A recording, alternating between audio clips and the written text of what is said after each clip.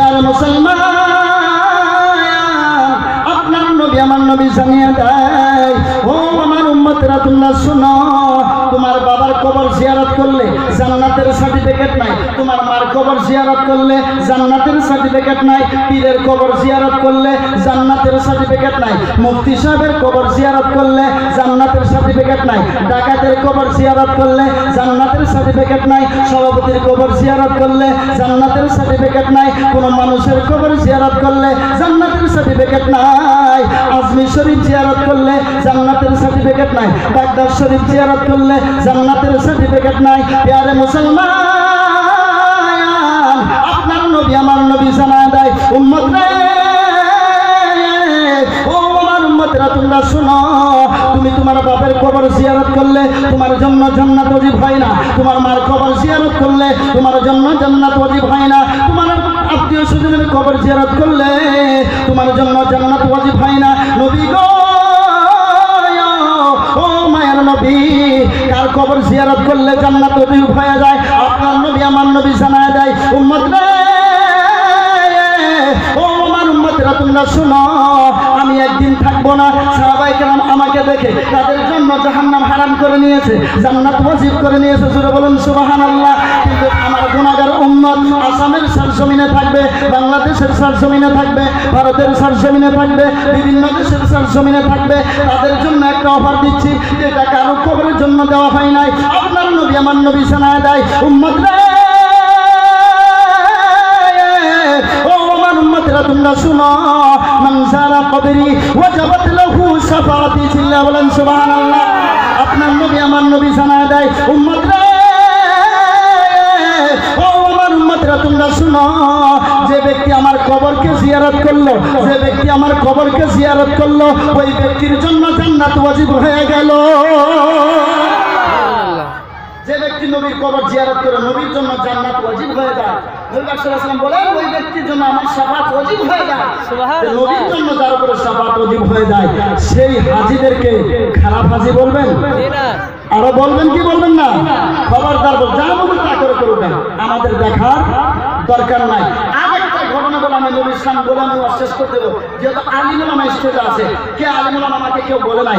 আলিমদের আজকে আপনাদের এখানে, আপনাদের এই গ্রামে কি ফজিলত হয়েছে জানেন? না না না না না না, আজকে লক্ষ টাকা খরচ করেছে, ঘরে গামছা দিয়েছে, কিছুই কাজ হয় নাই, আমাকে গামছা দিয়েছে, কিছুই হয় নাই, বলে কাদের কাজ হয়েছে হুজুর? আমাদের একটু কাজ হবে লাস্টে খিচুড়ি, আর যদি আমল করতে পারি তারপরে কথা কয় না, যদি আমল করতে পারি তবে আমাদের কাজ হবে। লক্ষ টাকা দিয়ে ডাক্তার ভাড়া করে নিয়ে এসছেন, ডাক্তার দেখালেন, সবকিছু হলো, প্রেসক্রিপশন দিল, ওষুধ লিখে দিল, ওষুধ কিনলেন, বাড়িতে নিয়ে এসে রেখে দিলেন, খেলেন না, কাজ হবে? কয় না, কেন কাজ হবে? কিন্তু যাদের নগদ কাজ হয়েছে আজকে নগদ, তাদের কথা শোনার দরকার আছে কি নাই? নগদ কাজ হয়েছে আজকে একটা, বলবেন নগদ কাজটা কি কাজ? প্যারে মুসলমান, আপনার নবী আমার নবী জানায় দেয়, উম্মত রে,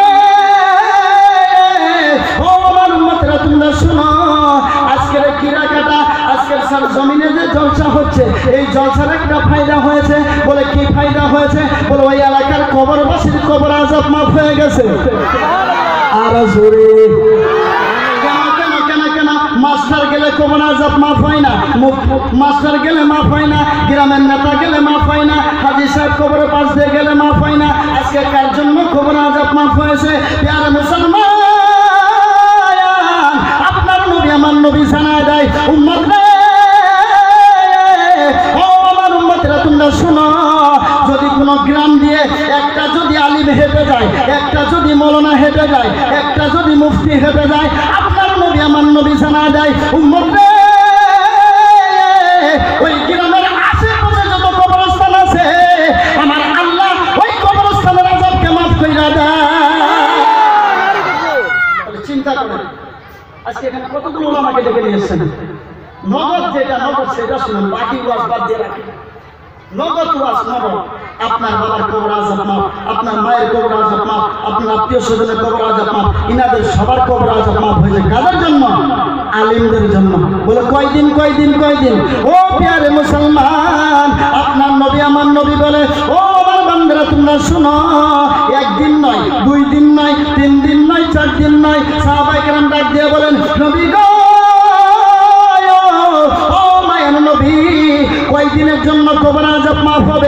আমার নবী আপনার নবী জানায় দেয়, সাহাবারা